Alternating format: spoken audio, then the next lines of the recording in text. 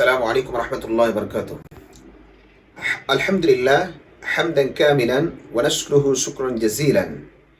أما بعد, সুপ্রিয় দর্শক শ্রোতা, আজকে আপনাদের সম্মুখে নাসাই শরীফের 2235 নম্বর হাদিস নিয়ে আপনাদের সম্মুখে আলোচনা করব, আর এটি পবিত্র মাহে রমজান কেন্দ্রিক।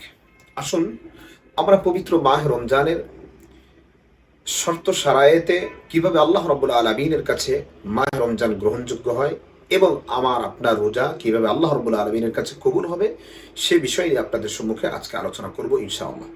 সুপ্রিয় দর্শক শ্রোতা, রাসূল করিম সাল্লাল্লাহু আলাইহি সাল্লাম হাদিসে পাকের ভিতরে বলেন, আসসিয়ামু জুন্নাতুন মা লাম ইউখরিকুহা। রাসূল করিম সাল্লাল্লাহু আলাইহি সাল্লাম বলেন, রোজা হচ্ছে ঢাল স্বরূপ। ওই ঢাল স্বরূপ রোজাটাকে ততক্ষণ পর্যন্ত এটা আল্লাহ রাব্বুল আলামিনের কাছে গ্রহণযোগ্য থাকে যতক্ষণ পর্যন্ত এটাকে ছিদ্র না করা হয় বা ফেরে না ফেলা হয়। এবার আসুন, ফেরে ফেলানোর ব্যাপারে আল্লাহর হাবিব সাল্লাল্লাহু আলাইহি সাল্লামকে সাহাবায়ে জিজ্ঞেস করলেন, ওগো আল্লাহর নবী, রোজা ঢাল স্বরূপ, সেটাকে আবার কিভাবে ফেরে? তখন আল্লাহর হাবিব বললেন, মিথ্যা বলা, পরনিন্দা করা, গীবত করা, শিকায়েত করা ইত্যাদি। এ ব্যাপারে মুহাদ্দিসিন ইকরাম হাদিসের ব্যাখ্যা করতে গিয়ে বলেন, মুহাদ্দিসিন ইকরাম বলেন, 6টা শর্ত মেইনটেইন করে কোনো ব্যক্তি যদি রোজা রাখে তাহলে সেই রোজা আল্লাহ রাব্বুল আলামিনের কাছে গ্রহণযোগ্য হয়। আর সেই 6টা শর্ত কোনো ব্যক্তি যদি মেইনটেইন করতে না পারে তাহলে সেই রোজা আল্লাহর কাছে গ্রহণযোগ্য হয় না। সেই 6টা শর্ত কি?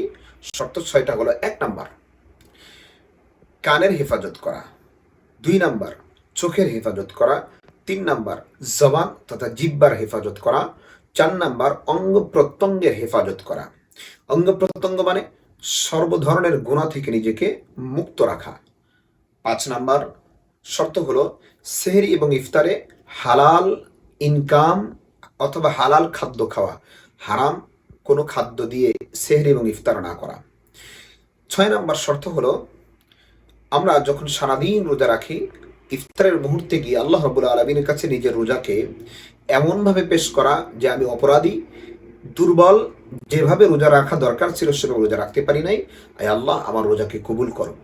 এইভাবে আল্লাহ রাব্বুল আলামিনের কাছে প্রার্থনা করা, কাকুতি মিনতি করা, অনুনয় বিনয় করে আল্লাহ রাব্বুল আলামিনের কাছে দোয়া করে নিজের রোজাটাকে আল্লাহ রাব্বুল আলামিনের কাছে পেশ করা। এই 6টা শর্ত মেইনটেইন করে রোজা রাখলে অবশ্যই আল্লাহ রাব্বুল আলামিন রোজা কবুল করবেন। আর এই 6টা শর্ত যদি মেইনটেইন না করতে পারি তাহলে আমার রোজা ঢাল স্বরূপ ছিল, সেই রোজাটা ফেরে যাবে, ছিদ্র হয়ে যাবে, অর্থাৎ রোজা বিনষ্ট হয়ে যাবে, রোজার যেই ফজিলত সেটা অর্জিত হবে না। এই জন্য আসুন আমার আপনার রোজাকে আল্লাহ রাব্বুল আলামিনের কাছে মকবুল কবুল করার জন্যে আমরা সদা সর্বদাই এই 6টা শর্তের প্রতি লক্ষ্য রাখি। আল্লাহ রাব্বুল আলামিন আমাদের রোজাকে কবুল করুক। ওয়া আখিরু দাওয়ানা আলহামদুলিল্লাহি রাব্বিল আলামিন। আসসালামু আলাইকুম ওয়া রাহমাতুল্লাহি ওয়া বারাকাতুহু।